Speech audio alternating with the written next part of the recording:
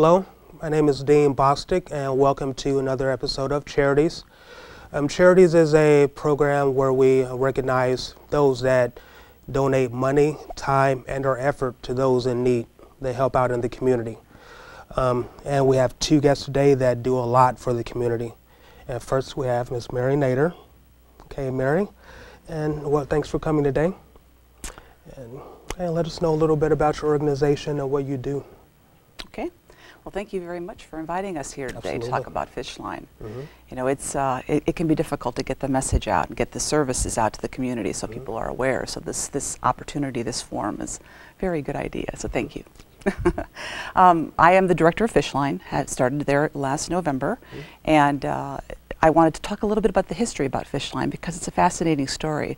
This year we'll commemorate our 45th year of serving North Kitsap. We started in 1967 as a local response to the National War on Poverty. And so a number of churches got together and wanted to do something local to help the community. And so they hooked up with a national organization called the Fish, which at that time was going to communities, helping people help each other, doing errands and taking people to doctor's appointments and that sort of thing. And that's where we got our name. So the group of churches started Fishline in Paulsbo in a spare room in one of the churches. And for a couple of years just did that sort of thing, mowing lawns for people who were sick and that sort of thing. And it wasn't very long before they realized that people in the community needed food, and they established the food bank. And they did that again in that little room in the church. And then it wasn't long after that that they realized people needed clothing and housewares.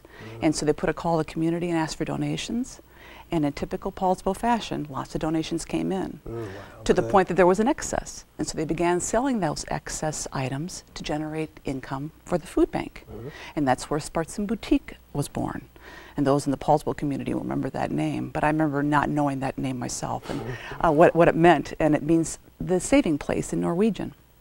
And so all through the years, that was a great fundraising opportunity for Fishline, and is now called Second Season, and it's in downtown Paulsbo, and it raises funds for us all years. So it's a big part of our organization. To give you a sense of how far we've come from those days, our first statistic was in 1977 that indicated there were over 400 visits to the food bank that year. Last year in 2011 we had nearly 30,000 visits, which equates to about 500,000 meals for residents in the county. Nice. Yeah, it's amazing. Really nice. 1.3 million pounds of food go out that little door on 3rd Avenue. 1.3 million. Last year, and we expect that to grow again this year. To feed a lot of people. That's beautiful. Yeah. Our mission statement is to provide food and emergency services to those in need. And so I want to talk about first the food programs that we have in place. Our daily market, our walk-in market, is located at the Fishline location on 3rd Avenue in downtown Paulsbo. It's open from Monday through Friday, every day, from 10 to 3 and until 7 on Wednesdays for those people who work during the day. Anybody can come to the front market and shop in fresh perishable items that are donated by area grocers, like fruits and vegetables, bakery items, dairy, that sort of thing. We say no to no one. Anybody is invited to come. Nice. But we do have extended services for those who are in our core service area, and that would be Paulsbo, Suquamish, and Keyport. And then if you are a resident of those areas, then you can come and receive a monthly food box from us, as well as the front market. Now the front market, people can shop every day, enough to feed their family for a day. But the monthly e-box, emergency box, is meant to feed a family for 4 days, 3 balanced meals. And so the emergency box will include meats and canned goods, peanut butter, pasta sauce, that sort of thing. Oh, nice and good Even stuff. a cake or two. Oh, nice. And again, that's our core service area. And we also distribute federal commodities, which are changing items that come from the government every month. And you have to financially qualify for those, which is the one service you have to meet as a minimum, or you have to be below a minimum financial, total family income. But other than that, and you can come and register for those at our office. So normally we ask clients who have a need for food, whatever that need is, to come to our office and register. But for those clients who can't get to our office because they are disabled or elderly and shouldn't drive, or are sick and are on bed rest, we will actually deliver groceries to their homes once a week. And again, that's local. it has to be local for the price of gas. But still, yeah, that's but really it is. good. That's yes. important. And so if somebody is in need of those services, all they have to do is call the office, and we'll register them over the phone, and then complete the registration in their home, so they don't even have to come in to establish that service with us. Man, that is beautiful. Now, additionally, we have another food program for children called Food for Thought, which is we found out that there were some kids in the area that get free meals during the week, but would be not necessarily eating well over the weekend. And so if a counselor at the school identifies that child to us, we register that child and then bring packs of weekend food to that child via their counselor. We deliver on Friday afternoons, and the kids have nutritionally complete, easy to prepare on the weekends. That's right. Nice. Yeah. And we have about 180 kids registered for that service this year, and that's just a 2-year-old service, so it's big. Whoa. We also have some seasonal programs that aren't, some of them are food related. We have holiday baskets for Thanksgiving and Christmas. You know, it's really important for us to be able to make sure our clients have good holiday meals. And we also have school supply backpacks that we provide the kids in the fall when they get ready to go back to school, and a toy shop at Christmas. So parents can come and shop the toys and have those available for their kids. All year round you have something to help. I mean, that is beautiful. Generally, nice. some way or another. Yeah, absolutely. So then the emergency services side, and you know, this is the financial side of our service, and you know, it's really easy to get into a bind if you're barely just making it, and you just got enough to pay your bills, and then something unexpected happens. You get sick, or the car breaks, or you know, have less hours at work. Suddenly, you can't pay your electric bill, or you get behind on your rent. And so we're helping those clients as much as we can. Now the service area for financial services broadens. It includes Kingston, Suquamish, and Indianola. And in those cities, we work together with ShareNet in Kingston and St. Vincent de Paul and Paulsbo to make sure that we take care of those clients cooperatively. But what that means is that a client can come sit with us, explain their circumstances, and then we will help with their rent payment on an occasional basis. It's just a temporary fix, and utility payments. So if Puget Power bill gets big. Boys, between food, homeless, I mean, you guys cover a lot of bases. And we try because there's a lot of need. Yeah. And I wanted to talk about the homeless piece because that's an area that, you know, is actually just growing a lot, unfortunately. Our requests for emergency housing last year increased 121%. And so that means there are a lot of people who are struggling to find a place to stay. Yeah. And so we've always had that as a focus in the way that we provide for our clients, but even more so now because we have forged an alliance with Kitsap Community Resources in Bremerton, who do the same kind of work that we do, but they do it on a county-wide basis. But the problem was in the past, if a client was homeless, had lost their home, or was afraid of losing their home, in order to be able to find out options for them and their families, they had to visit many different organizations in the county and find out if they're eligible and make, you know, in-person visits, and it can be difficult. Yeah, it's a maze. Yeah. So now the Housing Solutions Center that has been established by Kitsap Community Resources has established satellite offices in 4 or 5 different locations throughout the county, I think it's 4, where a paid staff member, a navigator who's skilled and trained in understanding, that's a great name for it, navigator, because they can navigate all those myriad of services that are through the county on behalf of the client. A client can come sit at the location at Fishline, and we're the north satellite, and then with one visit, be able to identify a place to stay. We have access to all the shelter beds or the number of shelter beds so that we can find an immediate place for the family to stay. And then we work with those clients to identify permanent, low-cost housing alternatives, and then meet other needs that might come up in the meantime, that may be health care or something like that.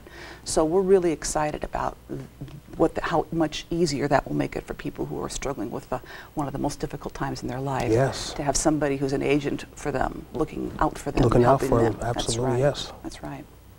I also wanted to mention our community, our continuing education opportunities, because for us, most of our clients come to us, it's a temporary thing. They come when they're in transition, they're struggling, and they get some help, but then they move on to self-sufficiency. But there are some clients who seem stuck and get kind of discouraged because it's really hard to know how to move beyond the crisis. And so Fishline has part of its mission is to help people to move beyond and to improve their lives, to find their way of contributing and feel self-respect. And that comes oftentimes through continuing education.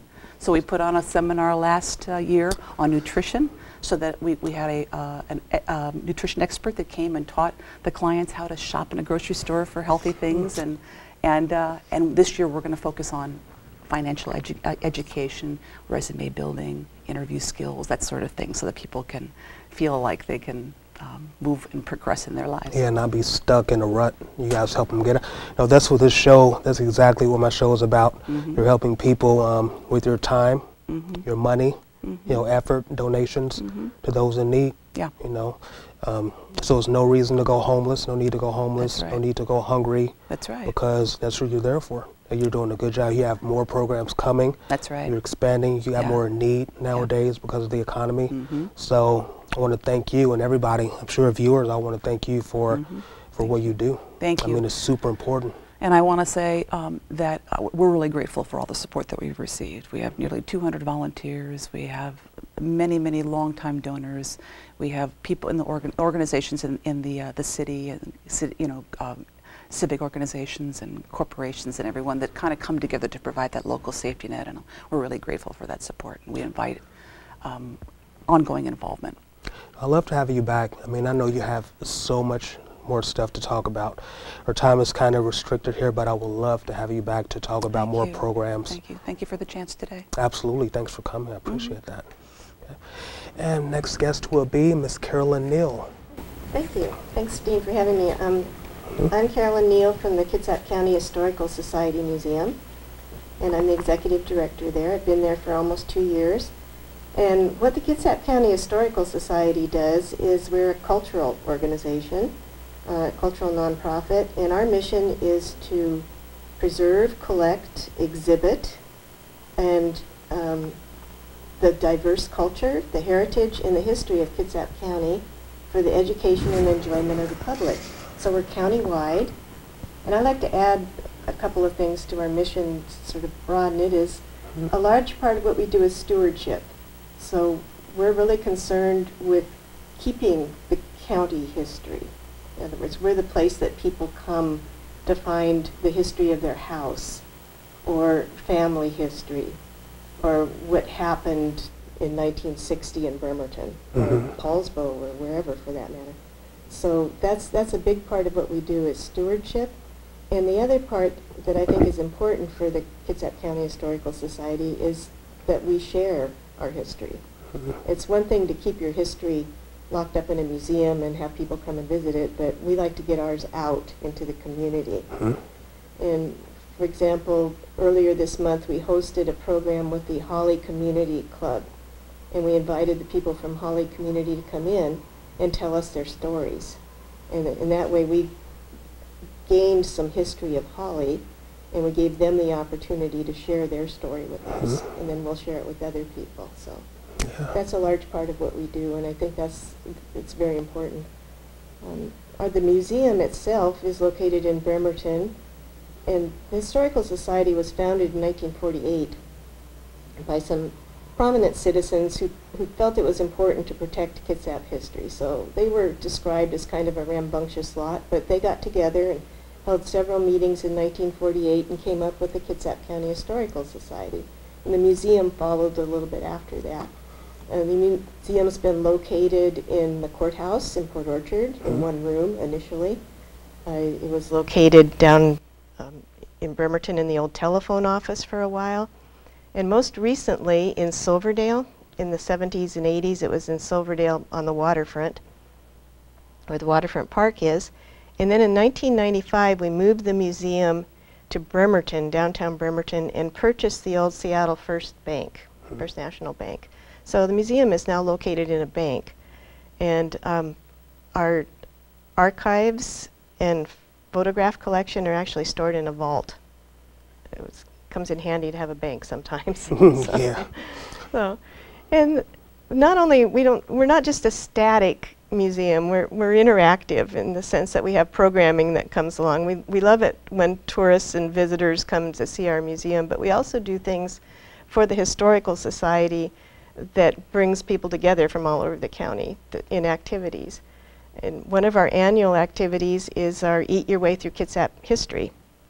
And we're just starting that. The first Eat Your Way course will be next month at Holly, at the Holly Community Club in the Wilcox House. And what we do with the Eat Your Way series is we visit 6 locations throughout Kitsap County that have some kind of historical story to tell. And people gather at that location, they learn the history of that spot, and then they enjoy a meal. It's random locations? No, they're carefully chosen. For example, we're doing one at the Suquamish Hatchery this year. So people will learn how the Suquamish fish hatchery works, and then at the new Suquamish Longhouse as well. We're visiting the old Burley Brotherhood, which was an old cooperative colony. In other words, it was like a utopian colony in Burley. And so we'll be at the site of that.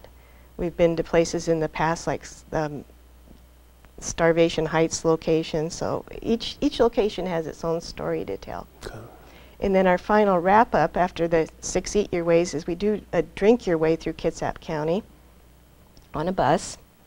And the bus travels to historic taverns. In this case, it'll be going to brewery sites in Kitsap County so that people can learn the history of brewing in Kitsap County as well as roadhouses.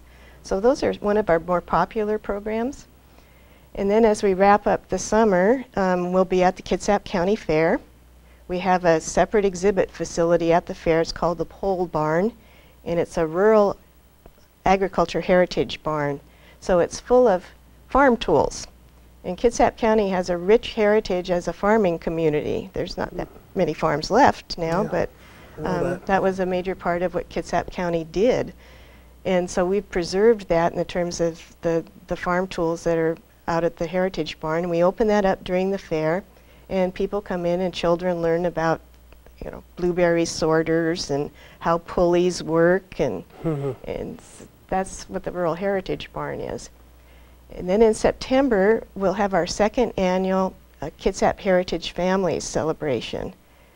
And this one's one dear to my heart because my family has been in the county for over 100 years. Wow. I was born and raised in Bremerton, which is one reason why this whole job is very special to me, actually. But the Kitsap County Heritage Families Banquet honors 5 families from throughout Kitsap County, and we're taking applications now. If anyone wants to donate or nominate a family, now would be the good time to contact the museum and do that. But the family had to have been in Kitsap for 100 years and to have made some contribution to the county. Okay. So we take 5 families, one from each geographical region of the county based on the school district lines, like South Kitsap, North Kitsap, Central Kitsap. So there are 5 families. And as the families that are selected, we actually do a history of that family and publish a small book that is given to each family. But then we hold a banquet, and the families get a chance to tell their story and share their story. We did this last year, and some of the stories were just amazing. We had the Nakata family from Bainbridge Island, the Fellows family from Bremerton, the Willick family from South Kitsap, the Slaughter, Mary Lou Slaughter from the Central Kitsap area. And to hear them tell their stories really puts Kitsap in perspective. A pretty big turnout. Yes, and we hope it'll be even better this year. This year it'll be at Kiana Lodge. Okay. So, and those are 2 of our main programs that we do throughout the year. Now, our other more static thing is that we have exhibits in our museum, but those change just as well. We change one of them about 4 times a year, and then we have 2 major exhibits that we do twice a year. And our current major exhibit is called Arts and Crafts, Homemade in Kitsap County. And by homemade, these are articles that were made in Kitsap County by citizens. So we have hand-carved furniture by Rosamond Johnson. We have ships, model ships, that are in the process of being restored. Quilts made in the 1800s, and all of these things are on display, and they're all from Kitsap, which is actually another part of our mission. The articles that we accept into our museum, that's the main requirement, is they have to have been made or used in Kitsap County. Okay, yeah, because we are the Kitsap County Historical Society. Then our upcoming exhibit in the fall is tentatively titled Booze, and that will deal with the history of alcohol in Kitsap County, and the various social issues that surround alcohol. Prohibition, rum running, so it's historical and it's contemporary at the same time. We like to put things in context for people in the museum, use the exhibits to tell a story, and to make people think about how history has affected their lives today. Yeah, where they came from. Right. And we also have a current display right now on celebrating 100 years of Girl Scouting in Kitsap County. And for that, we brought in some Girl Scouts from Girl Scout Troop 1 in Bremerton, who are in their 80s now, but they remember their troop leaders. Girl Scouting made a huge impact in their lives, and so the theme of that exhibit is Girl Scouts together across the years. And the storyline there is that once a Girl Scout, always a Girl Scout. Yeah. And that's something that, again, we're sharing the memories of older Girl Scouts with new young Girl Scouts and bringing those groups together. We had 90-year-old Girl Scouts and little Daisy Scouts at the same program last month. But the kids got a kick out of that, huh? Oh, it's amazing. And the older people too got a kick out of it. Yeah. Getting to share their story and you know, go back to their memories of, okay, man, this used to be me, and now I'm 90 years old, and these guys are they're really trying to do something, you know, make something in their life. Yeah, and that was one of the messages actually that one of the older Girl Scouts passed on to the younger ones, is that Girl Scouting made it possible for her to go through life with confidence and achievement. And so the young girls were just all ears on that one. So that was our Girl Scout display. We also have a hands-on exhibit area in our museum where children can use interactive things like a fully operational switchboard to make telephone calls from one phone to the other. But it shows them old technology. And kids are so used to new technology, you put a typewriter in front of a child and they don't know. Yeah, and so like, it's what a is great this thing? Yeah, it's a great way. We do some work with schools on that. Fourth graders often come through the museum as a classroom because they're studying Washington State history. So that's another part. The educational part of our mission we take very seriously. So the educational and preservation. And most of the artifacts in our museum have come from local people, and they're donated. That's how we acquire what we have in our museum. Nice. Wow. And what type of exhibits, what other type of exhibits do you feature? We have another Main Street exhibit that is a walk down like an old Bremerton street with local businesses. So you'll see the Scut Medical Clinic, you'll see the watch shop and an emporium, an old schoolroom. It's just like a trip down old-fashioned Main Street, window shopping. The other thing I'd like to say too is that we've been working on a book for Arcadia Publications on Port Orchard, which is, if you're familiar with Arcadia Press books, they're heavy with historic photographs and captions. And that's how they choose to tell the history of various communities, is through photographs and captions. And we just finished our Port Orchard book, and it'll be out in July. It's like a picture's worth 1,000 words, huh? Right, and people, Arcadia books cover communities all over the United States, and people really, really enjoy them. So following the Port Orchard book, we're now working on a Silverdale book for the same thing. So, we'll have published histories of Port Orchard and Silverdale. And I can't leave out what's known as the Big Brown Book. The Big Brown Book is a comprehensive history of Kitsap County. The new edition of it will be green, not brown, but the former editions were brown. And it's about close to 1,000 pages. It's an overall history of Kitsap County, all of the areas of Kitsap County, and that should be out in the next year or so. Well, wow, that is... So. Anyway, I really appreciate the chance to come and tell everybody about what the Historical Society does, and please invite people to come down and visit your museum. Now, briefly, what's your website? Just it's going to be on the screen later, but just a quick, what's your website? Ours is www.info@nkfishline.org. And what's the best one for director? Director at nkfishline.org. Okay. And Carolyn? You can catch us on Facebook at Facebook/Kitsap History. And we put a lot of our historic photos on our Facebook page. Or our events are posted on our website, which is www.kitsaphistory.org. Okay. And then my email is director@kitsaphistory.org. Okay. Well, you know, both of you guys are what my show is all about. I mean, you're taking your organization and bringing it out to people, bringing it out to the public. You know, a lot of people may not have known what the Northern Kitsap Fishline does. They may have thought you were only a food bank. They may have just thought you were a museum that you go in and look at old exhibits and that's it. I mean, but you have so much more stuff to offer. I mean, help with the utility bills if you need it. You know, they'll even come out to your house and you know, bring you things that you need. And that helps a lot of people.